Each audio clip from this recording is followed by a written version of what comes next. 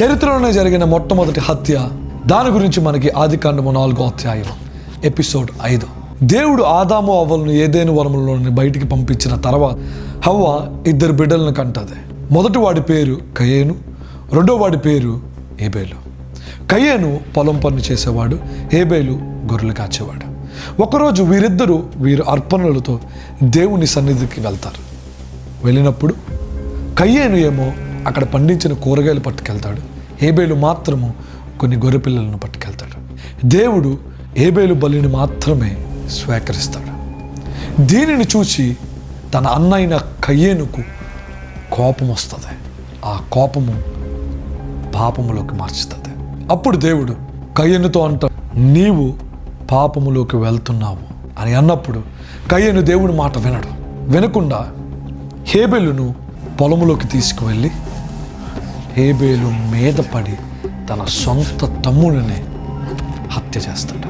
హత్య చేసిన తర్వాత దేవుడు మళ్ళా కయేనుతో మాట్లాడతాడు. హేబేలు ఎక్కడున్నాడు అని అడిగితే కయేను దేవుడితో అంటాడు, నేనేమైనా నా తమ్ముడికి కాపలా కాయువాడునా అని అంటాడు. కానీ దేవునికి ప్రతిదీ తెలుసు. దేవుడు కయేనును శపించి కయేనును అక్కడి నుండి వెళ్ళగొడతాడు.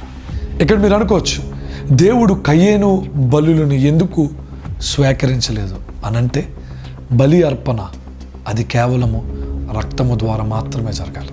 అక్కడ హేబేలు మంచి ఆరాధన చేశాడు. అంటే దేవుడు చెప్పిన మాట హేబేలు వింటాడు. కానీ కయేను మాత్రము దేవునికి అంగీకారము లేని బలులను అర్పిస్తాడు. కాబట్టి ఆయనని చెప్పినట్లే మనం ఆరాధించాలి.